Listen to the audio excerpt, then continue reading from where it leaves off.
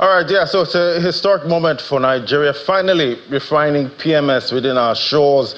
But there's one big snag now, and that's pricing. We've had statements upon statements, one from the NNPCL giving us estimated pump price, based on Dangote Refinery pricing, and that's coming to about 950 naira per litre. And that's for Lagos. Then we have a statement also from the Dangote Refinery telling us to hold on, that they're going to give an official statement on this same pricing issue. So definitely, a lot to chew on there. But I'm just wondering who's thinking about us, the average consumer, that's having to deal with rising prices and now having to pay more for PMS. Then we have the central bank trying to tame inflation that's hit new highs upon new highs. But now we know the impact of rising PMS prices. We know how that impacts inflation. So definitely it'll be interesting to see what September inflation numbers will be. But we're still waiting on the MBS to give us what happened in August. That's talking about inflation. Maybe we might get that today, but it's a public holiday, so expecting that sometime tomorrow. So join us for the conversation. Now let's get a sense of how the foreign investors, domestic investors are viewing what's happening right now. Join us for this conversation. We have Mr. Farouk Khailan, is the CEO, Premium Africa Holdings, joining me via Zoom. Great to have you on the show. Thank you very much, Ladi. How are you? I'm fine, thank you. So, definitely we know it's a landmark event for Nigeria's energy sector, over the weekend, but I'm sure you've been following the story and you've seen, we're having a snag there when it comes to pricing, of the product. So, talk to me, give me a sense of how the international community, investors are viewing what's happening right here with Dangote's refinery. That's his investment journey, with this refinery. Well, I think over the past couple of months, the international business community has been monitoring Nigeria very strongly, particularly what's happening in the energy sector. Energy security is something that is very, very crucial to Africa's economic development. Nigeria is Africa's powerhouse in terms of economics, and we all been monitoring it keenly. What excites us, particularly those of us wearing the Pan-African cap, is that localization of economies. We want to see that countries are looking domestically in terms of developing their economic fronts. Dangote has shown leadership. We are all proud of him. There's a narrative that 10,000 Chinese people have come into Africa and making over $1 trillion annually. So it gives us an indication that our economies are not owned by us. Dangote has shown leadership. We're excited that Nigeria has localized this very, very important component of the economy.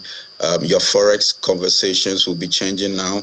We are monitoring how the inflation will look in September. Everybody is monitoring keenly.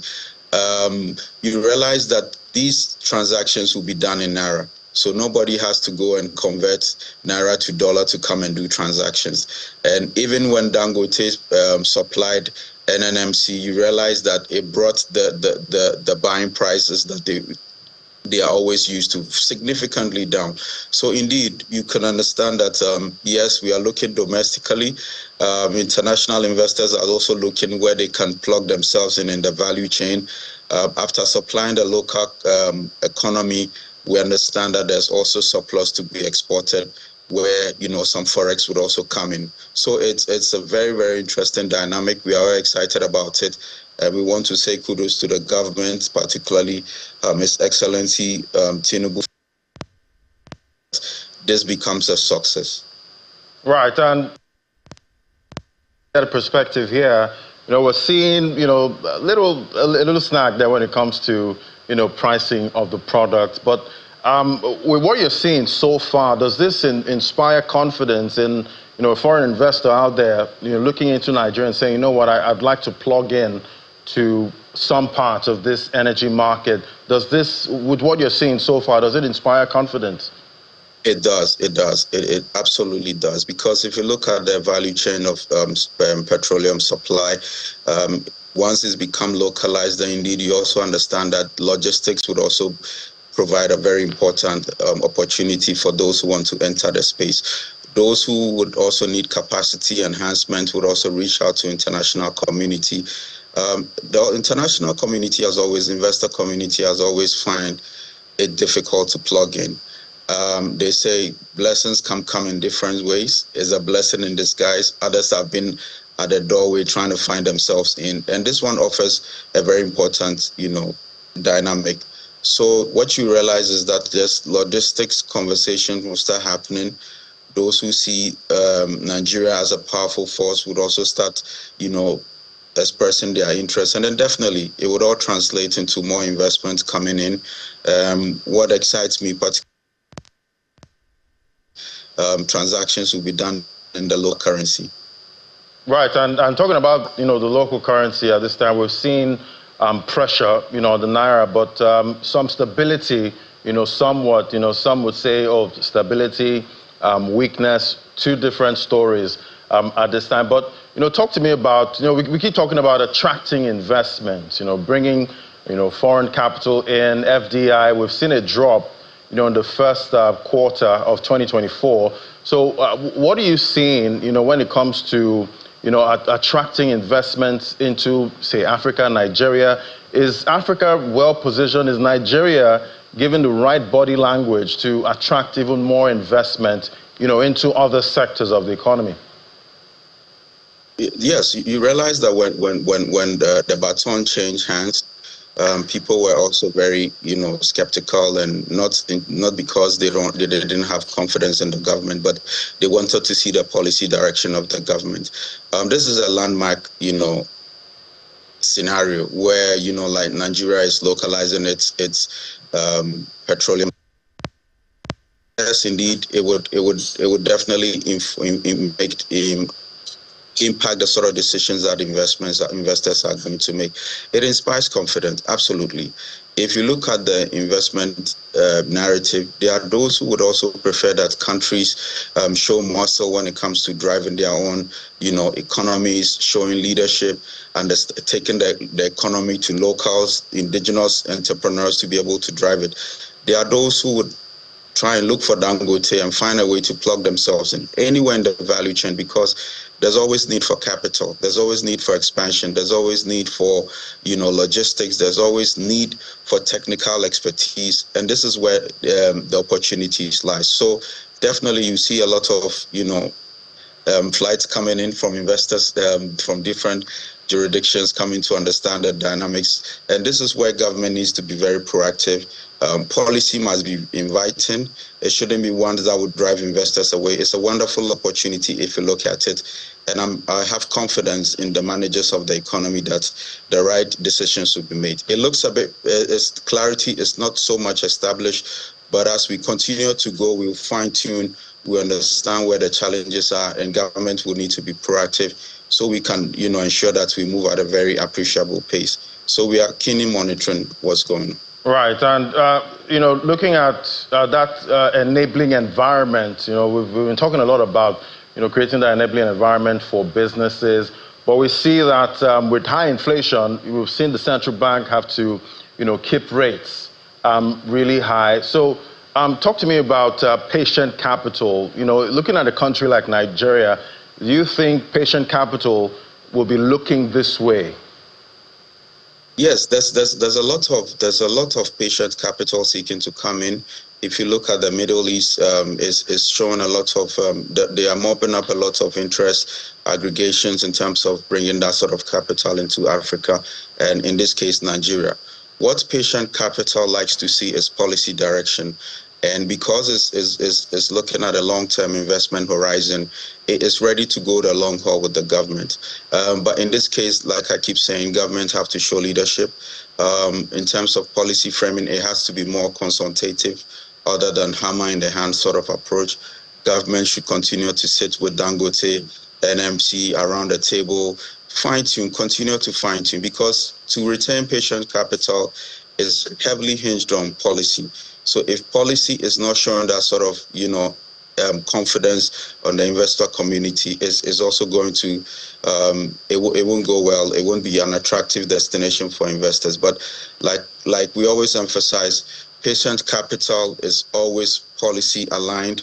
They want to see what direction it's going because they have a window to make decisions. And then once they are seeing that, well, it's not going well, those decisions will be made. But in the long run, Nigeria is going to win. But it's all hinged on leadership. The managers of the economy, in this case, the central bank, also has to be very inventive. Quickly keep going back to the drawing board. It shouldn't be casted in concrete. If there's any step of the journey that is showing to be creating some bottlenecks, some hindrances, we should quickly be able to modify these things so that at least we inspire confidence. Whichever sort of capital is coming in, it will be hinged on confidence, leadership, policy, and we're closely monitoring what the scenarios will be from now on. Right. When it comes to Africa and Nigeria, we keep talking about attracting investment, bringing in FDI. But what do you think a country like Nigeria should be doing now so to get to a point where we don't have to always look for FDI and, looking for foreigners to always come and invest here? How can we, do things, from within? What's the short-term move for that and long-term? Yeah. When we talk about FDIs, we should also not lose sight of the fact that there's a capital flight. Profits are repatriated back to base, and then eventually whatever gains has been made, the significant beneficiary is out of country. So what needs, like Dangote has shown leadership, we should create more Dangotes. It shouldn't just be centered around an individual or one particular company. We should find a way to bring other people to the table. Monopoly can.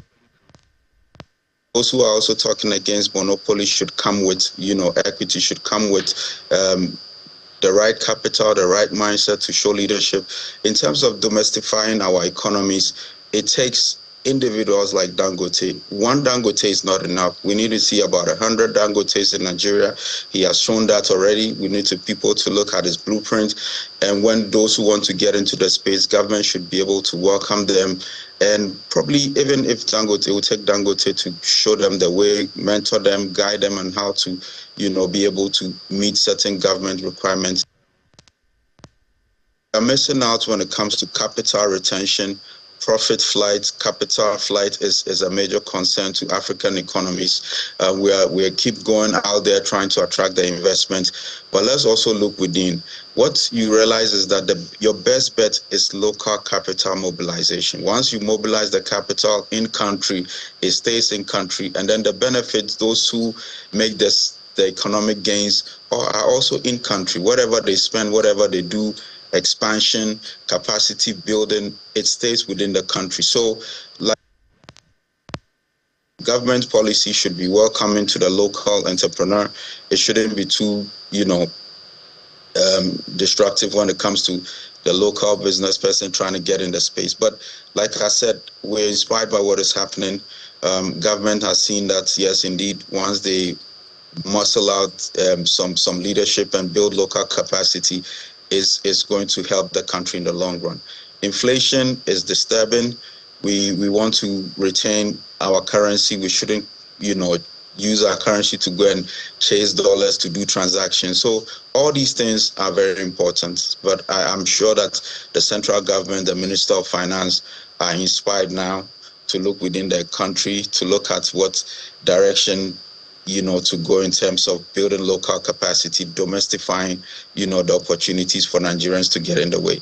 It's not just Nigerians, other Africans are also keenly monitoring on how they can come in so that it stays within the continent, the opportunity is shared, so that at least Nigeria shows the way when it comes to creating opportunities for Africans as well.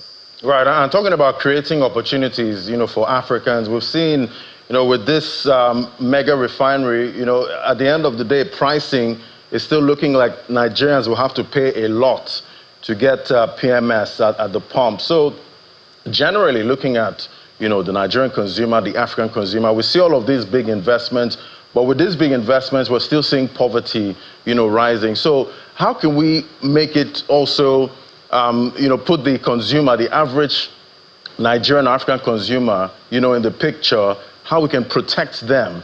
Even though we're getting most of these investments coming in, the policy from the government, how can it translate to cheaper prices for Nigerians and Africans? Well, if you look at energy security across, Africa is always been a challenge. When the prices at the pump goes up, it impacts every sector of the economy, right from food, right from everything else that we do is impacted by the price at the pump. But it's always been challenging. If you look at even Ghana, Liberia, Uganda, Kenya, it's always come up. And you find that economic managers are grappling with the idea, how do we solve this menace? How do we go a long way to find solutions to these concerns that is not really cutting it? Poverty is heavily high in Africa. If you look at the impact, even in Nigeria, these very exciting dynamics, it's not really changing people's situations immediately. It's a long term, and as decision makers, we should look at long-term horizon, and we should be honest when we're making these decisions. We should tell people these decisions that we are making, the impact might not be felt now, but in the next 5 to 10 years, you will see it. We should be honest about it. We shouldn't be making policies that are policies that will change our dynamics. That is very deeply rooted, and eventually it will happen. But if we keep on making decisions that seeks to impact what happens at the ballot and elections, then this is what happens to us. We don't make decisions for the long term. Once we keep making short-term decisions, our scenarios are never going to change. Right. Because you are. All right. So hopefully, with all of this, I hope at the end of the day, the average Nigerian and the average African wins, even though the big investments keep rolling in. Thank you so much. It was great having you, Mr. Farouk Kailan, is the CEO, Premium Africa Holdings. Thank you so much. Enjoy the rest of your day. Thank you, Laddie. Great talking. Thank you. Right. I'll take a quick break now. When we come back, head straight to the markets. That's in a moment. Stay with us.